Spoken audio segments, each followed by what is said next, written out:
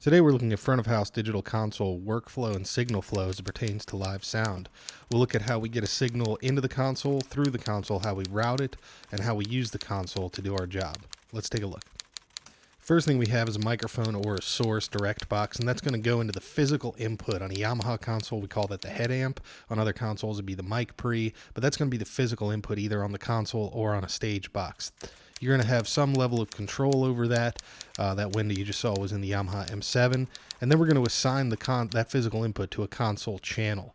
In a Yamaha context, we're going to take a look here. You'll see on their patch window the physical input listed across the top and then the channel assignment down the left. You can go for a one-to-one assignment, or you can mix things up and put them where you need them.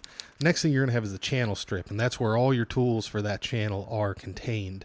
On an M7, here it is up in the top left. You have head amp, high pass filter, panning, routing to stereo bus, EQ, you've got dynamics, and everything else you need to manipulate the audio on that channel is right there for you. Pay special attention here on the channel where you can route it to either the stereo mono or left, center, right buses. In this example, we're going to be talking about disengaging that at front of house and running through mix buses. As you see in my mixer setup, I can choose either variable or fixed.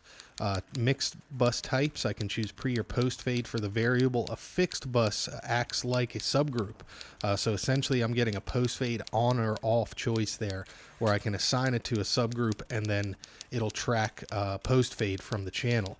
Typically you would set up your effects at front of house to be the last four mixes in your mix bus. 13, 14, 15, 16 is typical to go to effects. Like I said, fixed would be for subgroups, variable would be for things like effects, and then you can choose stereo mono depending on how you need to set those up.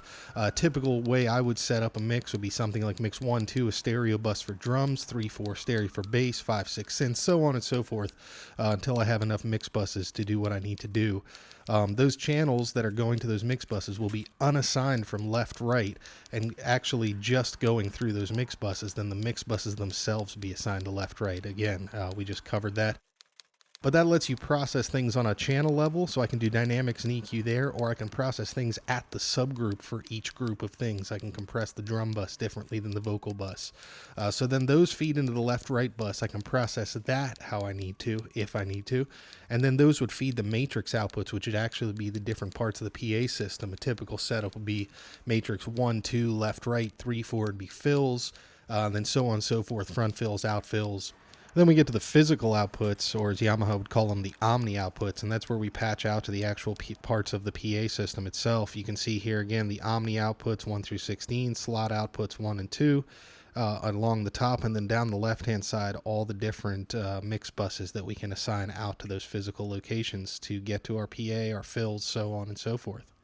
That's it for front of house digital console workflow overview. I'm going to go into more detail in future videos of each component of that, the different parts we just talked about. So until then, please like, subscribe, let me know if you have any questions.